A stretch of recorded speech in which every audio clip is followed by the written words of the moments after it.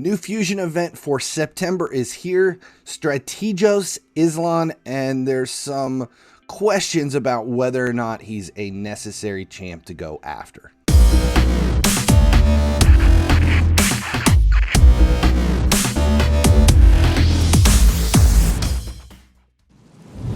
Hey guys, finally he sleeps here. We're going to take a quick look at the new fusion event for the month of September and discuss whether or not he's really worth going all in for.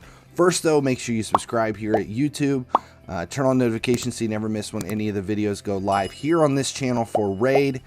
Then check out the other YouTube channels I have here. My main channel, which is all about EA Sports FC. Car culture over at Gearheads, and then for some laughs, check out Cringeworthy. Links are all in the description. All right, so here we go. Let's take a look at Islin, Strategos Islin. First, right off the bat, what an awful name. I know there's so many champions in the game, and we are constantly adding new ones in, and sometimes they're just bizarre for the names, like Nut. That one just was like out of left. That's the same guy who came up with the name for the fusion for Nut is the same guy who drew the priest with the boner in The Little Mermaid. It's just the weirdest name. Strategos Islin just sounds a little bit more mythical and it makes more sense. So I'm not too opposed to the name. Normally on Twitch, we spend an entire stream trying to rename these guys, like Emic Trunkheart became Woody Hickory Dick, and you know, it's like Drugs Bunny for I don't even remember his name because we just call him Drugs Bunny.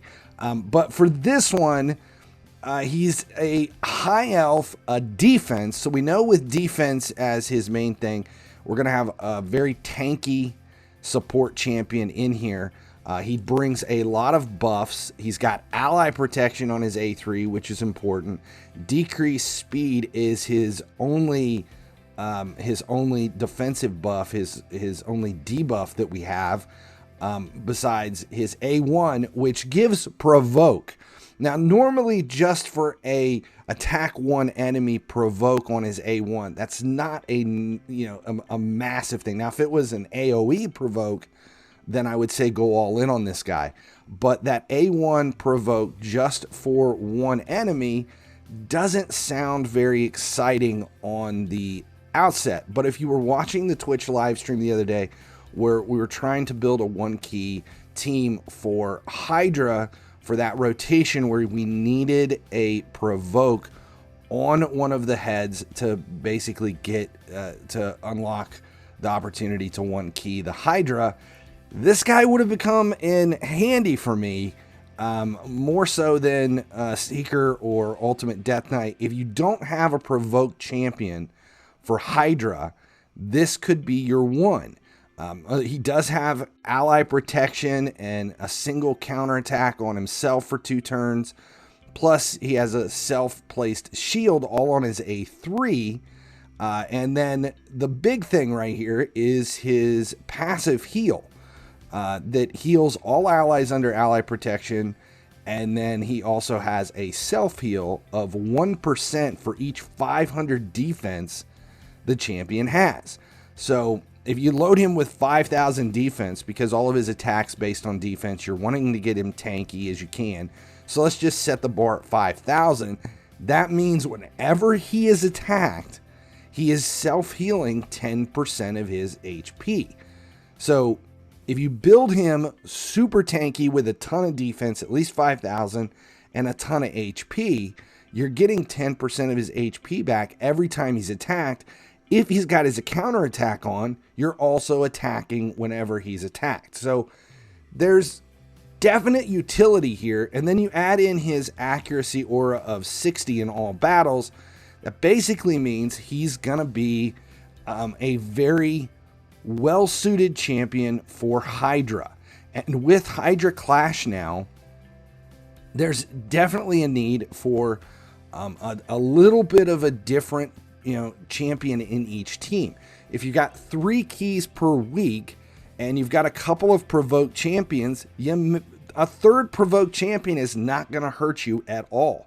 In fact, it's going to probably be pretty beneficial for someone who's in a clan who's really going in on Hydra Clash. He's going to be fantastic against Magma Dragon as well because of the provoke.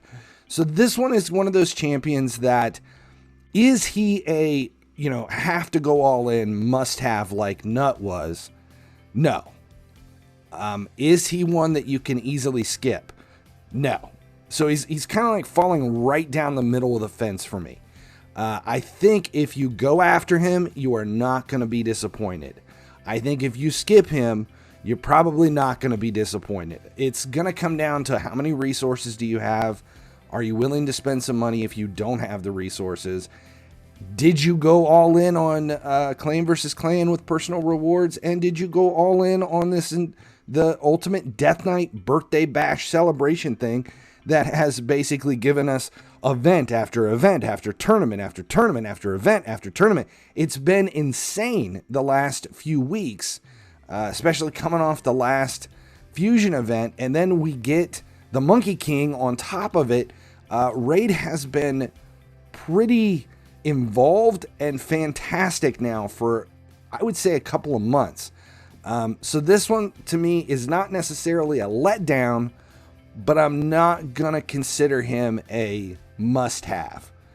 Will I get him? Probably, because I get everything.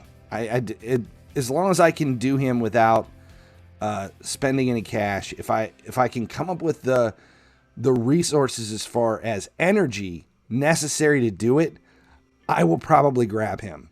I'm FinallyHeSleeps. Appreciate you guys hanging out tonight. As always, if you keep tuning in, I'll keep making videos. Thanks for watching. If you haven't noticed, my YouTube channel has expanded. Subscribe here for Raid Shadow Legends content, but make sure you check out my other channels as well for EA Sports FC, everything automotive over at Gearheads, and visit Cringeworthy for a few laughs. Subscribe links are right over there.